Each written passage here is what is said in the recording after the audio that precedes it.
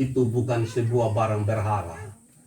Alkitab akan menjadi berkat. Buka, baca, renungkan, lakukan, itu baru dia berkuasa. Anak-anak di dalam Tuhan tidak akan pernah dirasuki setan roh Tuhan. Kita berdoa. Bapa yang kami puji dan kami sembah di dalam Tuhan kami Yesus Kristus. Firman-Mu itu pelita bagi kaki kami dan terang pada jalan kehidupan kami. Sebab di luar Kristus kami tidak dapat berbuat apa-apa. Karena itu Bapa, kami mohon berkuasalah melalui Roh-Mu yang kudus dalam ibadah ini. Sehingga firman Tuhan yang akan kami baca dan kami renungkan bersama dalam ibadah minggu pagi ini memberkati kami, menegur kami, serta meyakinkan kami bahwa hidup di dalam Tuhan Yesus tidak akan pernah sia-sia. Karena itu Bapa, bersama-samalah dengan kami dalam pemberitaan ini, biarlah nama-Mu dipuji dan dipermuliakan sekarang sampai selama-lamanya. Di dalam nama Tuhan Yesus, firman dan kebenaran itu kami memohon. Amin. Roma pasal 5 ayatnya yang pertama sampai dengan ayatnya yang ke-11 menjadi catatan iman bagi kita sekalian dalam ibadah pada saat ini. Saya akan membacakan ayat-ayat yang bernomor ganjil dan jemaat Tuhan membacakan ayat-ayat yang bernomor genap. Untuk jemaat di sini dan rekan majelis saya titip salam saja. Kalau kita baca saling begini bagi-bagi ayat, jangan selalu katakan bilang kita baca ayat ganjil dan ayat genap. Saya tidak setuju penggunaan bahasa Indonesia itu. Karena Alkitab itu sudah sempurna ya dan amin. Tidak ada ayatnya yang ganjil. Yang ada ayat bernomor ganjil. Jadi ini kita hati-hati. Makanya orang di luar Kristen dengar kalau kita di luar bilang, oh Kristen itu masih ada ayat yang ganjil oleh. Berarti ayat ganjil berarti belum lengkap toh. Nah, ayat yang bernomor ganjil dan bernomor genap. Kita baca bersama-sama. Hasil pembenaran. Sebab itu kita yang dibenarkan karena iman, kita hidup dalam damai sejahtera dengan Allah oleh karena Tuhan kita Yesus Kristus. Oleh Dia kita juga beroleh jalan masuk oleh iman kepada kasih karunia ini. Dalam kasih karunia ini kita berdiri dan kita bermegah dalam pengharapan kemuliaan Allah. Dan bukan hanya itu saja, kita malah bermegah juga dalam kesengsaraan kita, karena kita tahu bahwa kesengsaraan itu menimbulkan ketekunan. Dan ketekunan menimbulkan tahan uji, dan tahan uji menimbulkan pengharapan. Dan pengharapan tidak mengecewakan, karena kasih Allah telah dicurahkan di dalam hati kita oleh Roh Kudus yang telah dikaruniakan kepada kita. Karena waktu kita masih lemah, Kristus telah mati untuk kita. Orang-orang durhaka pada waktu yang dipilihkan oleh Allah. Sebab tidak mudah seorang mau mati untuk orang yang benar, tetapi mungkin untuk orang yang baik ada orang yang berani mati. Akan tetapi Allah menunjukkan kasih-Nya kepada kita oleh karena Kristus mati untuk kita ketika kita masih berdosa. Lebih-lebih karena kita sekarang telah dibenarkan oleh darah-Nya, kita pasti akan diselamatkan dari murka Allah. Sebab jikalau kita ketika masih berseteru diperbarengkan dengan Allah dan anaknya, lebih-lebih kita dan sekarang telah dipertabaikan pasti akan diselamatkan oleh Allah. Dan bukan hanya itu saja, kita malah bermegah dalam Allah oleh Yesus Kristus Tuhan kita, sebab oleh Dia kita telah menerima pendamaian itu. Demikianlah firman Tuhan. Yang berbahagia ialah setiap orang mendengarkan firman Tuhan dan mau memeliharanya dalam kehidupan kita hari lepas hari. Terpujilah nama Tuhan. Kidung Jemaat 54 ayatnya yang keempat. Di hati kami Tuhan, Kau tulis sabdamu.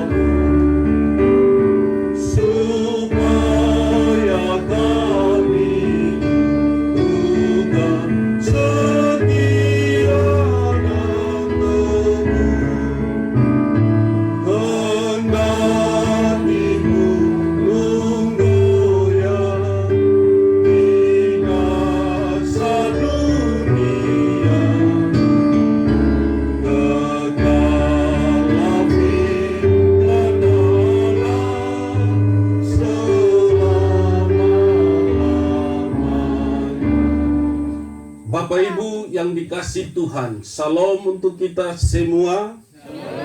Sapa kiri kanan, Tuhan Yesus itu baik. Saya mau tanya sama Bapak Mama, ada cerita. Ada seorang bapak, orang kaya raya.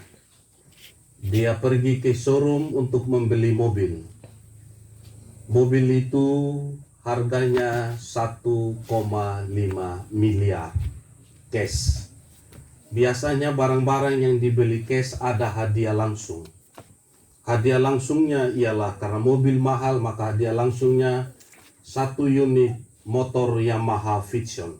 Tahu Yamaha Vision? Tahu toh? Di sini saya lihat rata-rata Vision semua. Lalu waktu itu setelah proses negosiasi harga oke, lalu bapak tua itu bayar harga mobil. Lalu dia bilang, tolong siapkan semua mobil dan motornya. Setelah selesai pembayaran, bapak tua bawa pulang motor, kasih tinggal mobilnya. Kira-kira menurut bapak mama, coba kritisi cerita ini. Ini bapak tua masih sehat atau sudah sakit? Hah? Masih sehat atau sudah sakit? Sakit. Rata-rata sakit orang Kristen model begini. Siapa kiri kanan? Kita pun sakit sama. Karena banyak orang Kristen motor itu hadiah. Banyak percaya Yesus hanya karena janji-janji dan berkat-berkatnya. Tapi ketika Tuhan Yesus kasih ujian dan pergumulan kehidupan, dia mulai mempertanyakan kemahakuasaan Tuhan. Rata-rata sakit kita sama. Kasih tahu kiri kanan, kau pun sakit sama. Betul? Dalam kehidupan beriman ini Bapak Mama, Tuhan Yesus sudah jelaskan. Tidak akan pernah iman kita menjadi kekal Bapak Mama kalau hanya percaya Yesus karena sembuh sakit. Karena ada orang jahat sembuh sakit, bahagia ke tidak? Bahagia ke tidak? Bahagia. Tapi kalau sembuh sakit tidak berubah, sama dengan. Tapi kalau ada orang tidak sembuh sakit, tapi kelakuannya berubah, yang bahagia siapa? Bapak di surga. Itulah sebabnya Bapak Mama ayat sangat luar biasa, dia bilang, satu orang bertobat seisi surga bersuka cita. Karena itu ini pendahuluan. Karena itu hari ini Bapak Mama, menurut Rasul Paulus dalam bacaan kita hari ini, dia pakai kita semua karena orang sakit yang sama. Kita semua orang durhaka. Tahu arti durhaka? Tidak tahu? Orang durhaka Bapak Mama adalah orang yang melawan dan mengkhianati pihak yang mengayomi atau melindungi kita, atau yang memelihara kita. Itu durhaka.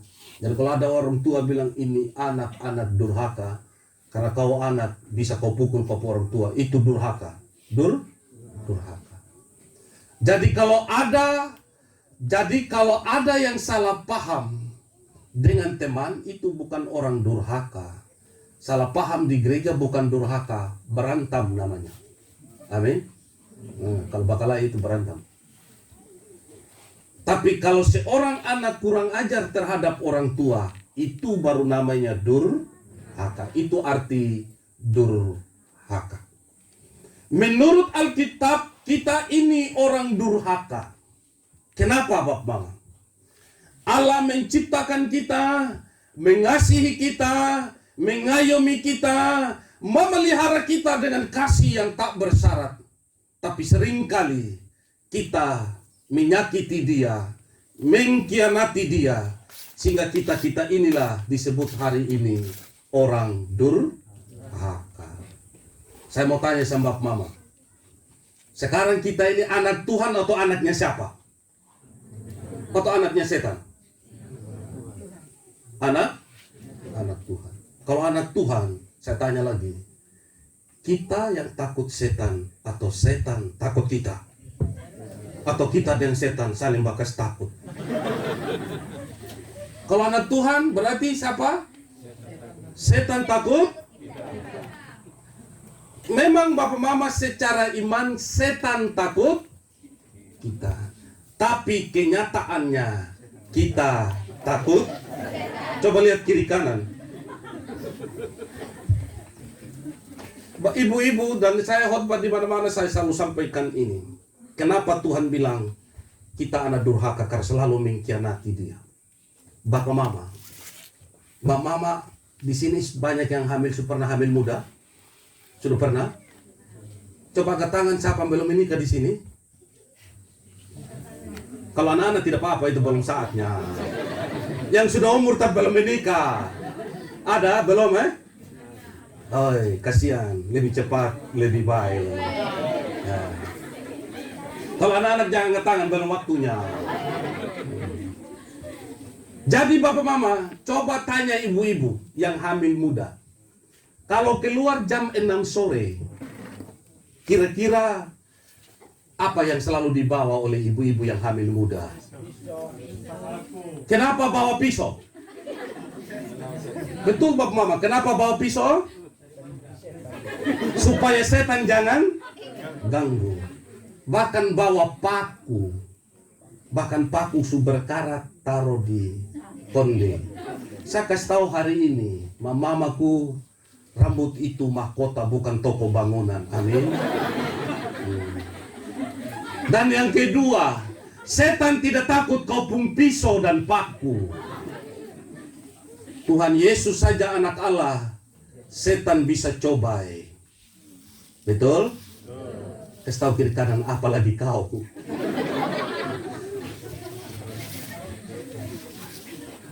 Dan rata-rata ibu-ibu tanpa sadar kita buat itu. Dan saya kasih tahu hari ini, itu salah satu adalah Anda durhaka, mengkhianati Tuhan, karena engkau sejajarkan dia dengan paku dan pisau. Amin. Coba lihat kiri kanan. Saya lihat ada mama yang suruh naik siku bilang, "Hei, kau mati sayang, tidak apa-apa." Anak-anak kecil kancing sudah bagus dibuat baju, tapi mama di sini tambah kancing baru, peniti, genoak dan bawang putih. Itu untuk apa? Untuk apa Bapak Mam kalau pasang itu tanah anak baik? Hah? Supaya setan?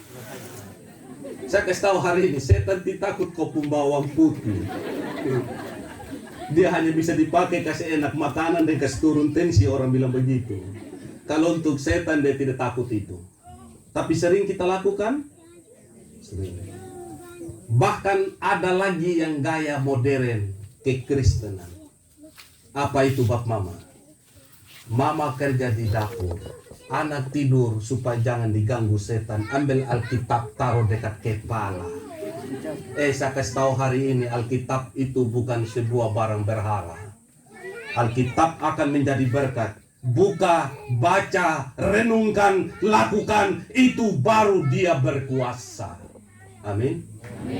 Karena itu pada satu kali saya pimpin ibadah penghiburan, saya kaget di dalam peti ada Alkitab dekat kepala. Lalu saya panggil dia pun anak bilang, apa itu? Alkitab Bapak. Ini Alkitabnya siapa? Bapak pun Alkitab. Lalu saya bilang, kau taruh dekat Bapak pun kepala di peti, sampai sana Bapak pimpin di mana lagi sampai di sorga. Padahal selama waktu dia hidup tidak pernah masuk gereja. Amin. Mati bertaruh Alkitab. Bahkan ada lagi yang saya lihat satu kali Bapak Mama, lenating ijazah, pres itu ijazah sarjana hukum, taruh dekat Bapak kepala. Waktu saya tanya ini kenapa ini, Bapak Deta waktu Bapak pensiun dari guru, Bapak ikut UT jadi Bapak dapat gelar sarjana hukum. Baru 2 tahun Bapak dapat, akhirnya Tuhan hukum selamanya. Lalu kalau saya taruh ini untuk apa? Kenang-kenangan Bapak taruh kan Bapak pun perjuangan itu. Jadi saya tanya dia pun anak, kalau taruh ini ijazah sampai di surga Bapak melamar di mana? Kadang-kadang kita Bapak Mama tanpa sadar, hal-hal itu kita lakukan untuk mensejajarkan Allah dengan ilah-ilah di dunia ini. Itu durhaka. Amin. Tahu kiri kanan itu durhaka. Yang laki-laki, kami ada kelompok bapak-bapak ini. Kalau pergi pelayanan kami suka mandi di kali. Kalau suka mandi di kali, tahu sudah kalau mandi di kali toh? Karena kami laki-laki semua kan bebas mandi. Dan awal-awal ada yang takut. Karena apa? Ternyata menurut hasil penelitian laki-laki Sumba hampir 90% laki-laki pakai celana kabalet. Betul? Betul? Saya lihat dia sementara melihat saya yang balik pakaian. Saya waktu pergi di arah Sumba Timur PKPI waktu itu kami mau minum kelapa. Air kelapa, jadi saya bilang singgah dulu kita minum. Di sebelah dia bilang, Bapak, di sini bahaya. Begitu minum kalau tak salah Bapak, katak di dalam kelapa. Kalau tidak, air kelapa jadi darah, itu bahaya sudah. Lalu bagaimana sudah saya bilang? Minta maaf Bapak Pendeta, supaya jangan kena Bapak Pendeta sudah balik pakaian dalam kah? Hah? Saya bilang apa hubungannya balik pakaian dalam dengan tidak kena ini santet? Jadi saya bilang sama dia, engkau ke tukang pabrik celana sana. Yang tukang pabrik celana sudah kasih tahu ini di luar, ini di dalam. Betul? Ini di muka, ini di belakang. Datang kau yang tidak pabrik, kau balik lagi celana dalam. Di sini ada begitu? Kalau ada mulai hari ini bertobatlah. Amin. Kalau tidak mau bertobat minimal berobat supaya sehat. Itu sakit itu. Karena tidak ada pengaruh celana dalam dibalik dengan itu kena obat. Betul? Tidak ada. Yang bikin kita ayat menjamin Bap Mama ada satu ayat bilang begini. Anak-anak di dalam Tuhan tidak akan pernah dirasuki setan. Sekarang saya mau tanya sama Bap Mama. Setan takut kita atau karena siapa? Setan takut karena Tuhan Yesus. Karena itu Paulus bilang, aku di dalam Kristus, Kristus di dalam aku. Lalu dia pakai perumpamaan, dia bilang, kita semua dalam Roma 6 sudah dibaptis dalam kematian Yesus Kristus. Waktu saya khotbahkan ayat ini, saya tidak mengerti bagaimana cara menjelaskan Bap Mama. Tapi karena saya gemar makan kue pisang. Walaupun saya di kota, tapi saya suka kue pisang. Baik, sudah baik. Kue pisang lebih baik. Karena itu lokal tanpa ada bahan lain. Jadi saya pikir apa artinya dibaptiskan dalam kematian Yesus. Baru saya sadar bahwa kue pisang itu potong ini pisang, bagi dua, celup dalam terigu, begitu masuk di dalam kuali. Yang keluar setelah itu apa? Kue? Yang ada di atas apa? Pisang atau tepung? Demikianlah gaya hidup di dalam Kristus. Engkau tersembunyi di dalam Kristus. Jadi karena itu kalau setan mau takut kita hidup di dalam Kristus, maka setan pasti takut. Itu obatnya. Amin Bap Mama. Amin. Kasih tahu kiri kanan. Tobat sudah Betul? Nah, karena itu Bapak Mama, Yesus Paulus mengingatkan kita orang-orang durhaka. Tetapi kita sangat bersyukur karena Allah kita bukan mamanya maling kundang. Kalau mamanya maling kundang model durhaka semua ini, hari ini kita sudah jadi batu semua. Betul? Pernah dengar ceritanya mamanya maling kundang? Begitu dia punya anak durhaka sama dia, apa yang jadi? Jadi batu. Kasih tahu kiri kanan. Terima kasih Tuhan Yesus. Kalau tidak kami semua hari ini jadi batu. Betul? Untung Tuhan Yesus tidak pakai watak mamanya maling kundang. Kalau dia pakai wataknya mamanya maling kundang, kau mati sayang. Kasih tahu kiri kanan. Terima kasih Tuhan Yesus. Dan ini inti kekristenan. Dan yang kedua Bapak Mama, ketika kita durhaka, kekristenan mengajarkan kita, agama itu adalah upaya manusia mencari Tuhan. Tapi kekristenan adalah upaya Tuhan mencari manusia. Kita beda. Beda ke tidak Kristen? Beda. Kalau kita cari Tuhan, ketemu ke tidak? Tidak ketemu? Tidak ketemu. Itulah dalam konsep agama suku Marapu, selalu menyebut Marapu itu abokulu ketilu, mata besar, tapi tidak dapat dijangkau. Betul? Itu agama. Tapi kekristenan, Kristus Allah yang cari kita, bukan kita cari Allah. Kalau Allah cari kita, ketemu kan tidak? Ketemu. Saulus yang begitu jahat, Tuhan ketemu dia. Apalagi anak-anak Tuhan yang begitu mengasihinya.